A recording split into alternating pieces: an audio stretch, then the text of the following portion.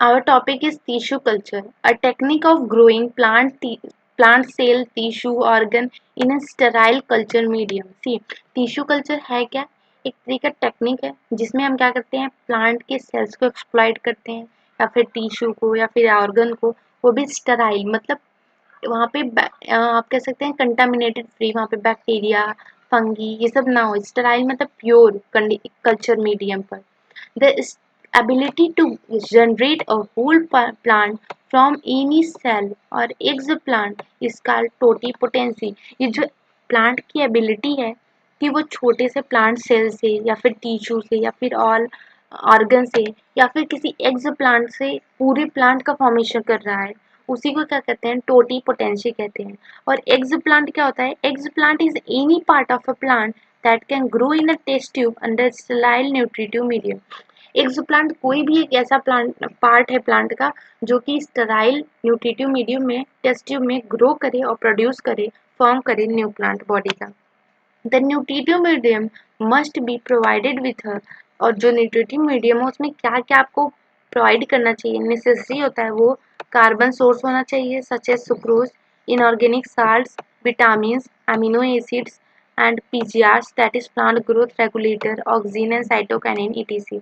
आपको प्लांट को ग्रो करवाना है अगर टिश्यू कल्चर में, तो वहाँ पे आपको कुछ न्यूट्रिटिव मीडियम में जो क्या क्या प्रोवाइड करना चाहिए, तो कार्बन के सोर्स में लाइक सुक्रोज आप प्रोवाइड कर सकते हैं, और inorganic salt like phosphate sulphate आप प्रोवाइड कर सकते हैं, और विटामिन प्रोवाइड करिए, अमीनो एसिड्स जो कि नाइट्रोजन का सोर्स होंगे, एंड कुछ पीजीआर प्लांट ग्रोथ रेगुलेटर भी आप प्रोवाइड कर दीजिए। The method of producing the thousands of plant in a very short time so the tissue culture is called micro propagation. देखिए अभी आपने प्लांट ब्रीडिंग में क्या देखा था कि वो बहुत डिसियस प्रोसेस है, स्लो प्रोसेस है, और टिश्यू कल्चर में आप देखिए कि एक एडवांस टेक्निक है।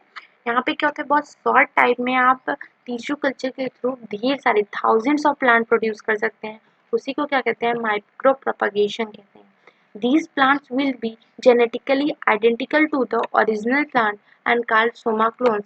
ये जो प्लांट्स आप प्रोड्यूस करेंगे टिश्यू कल्चर के थ्रू एक दूसरे से आइडेंटिकल होंगे और ओरिजिनल प्लांट से भी आइडेंटिकल होंगे, पेरेंट से, तो इसको क्या कहेंगे हम, सोमा क्लोन्स कहेंगे।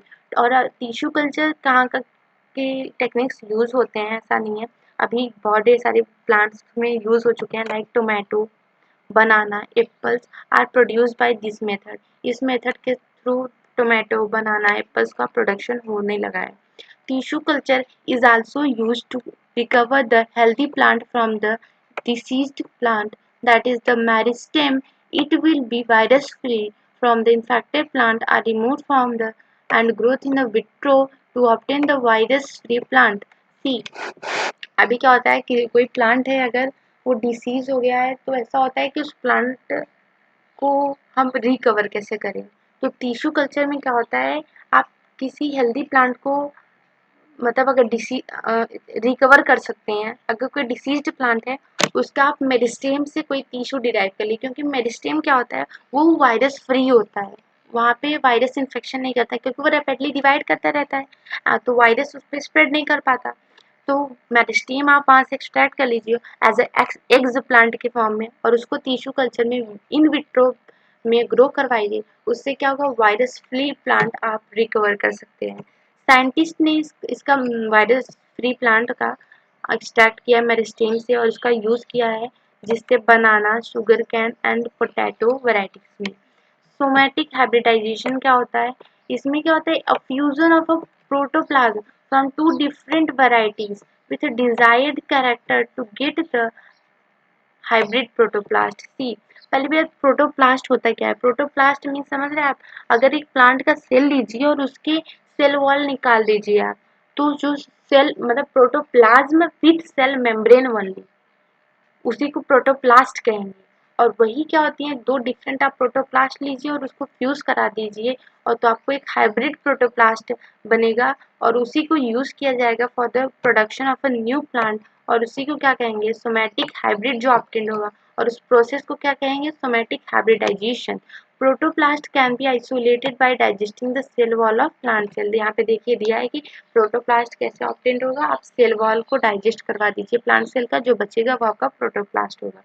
प्रोटोप्लास्ट एक एग्जाम्पल है किसकी technique, somatic hybridization technique use की हुई है एक जगह कि प्रोटोप्लास्ट ऑफ टोमेटो लिया गया और पोटैटो से क्रॉस करा दिया, मतलब प्रोटोप्लास्ट ऑफ पोटैटो से उसको क्या किया दिया, हाइब्रिडाइज करा दिया गया, उससे एक वैरायटी बनी, उसका नाम रखा गया पोमैटो।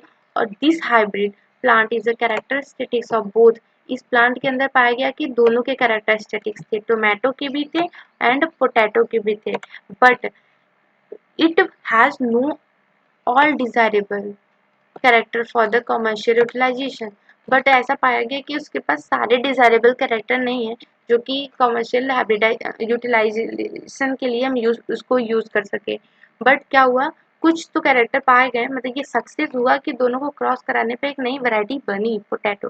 हाँ, हालांकि उसमें डिजायरेबल कैरेक्टर्स नहीं आ पाए, तो बट इस टेक्निक का यूज, मतलब ये एक क्लू देता है कि इस टेक्निक का भी यूज कर सकते हैं दूसरी वैरायटीज को ऑब्टेन करने के लिए। This is all about the tissue culture.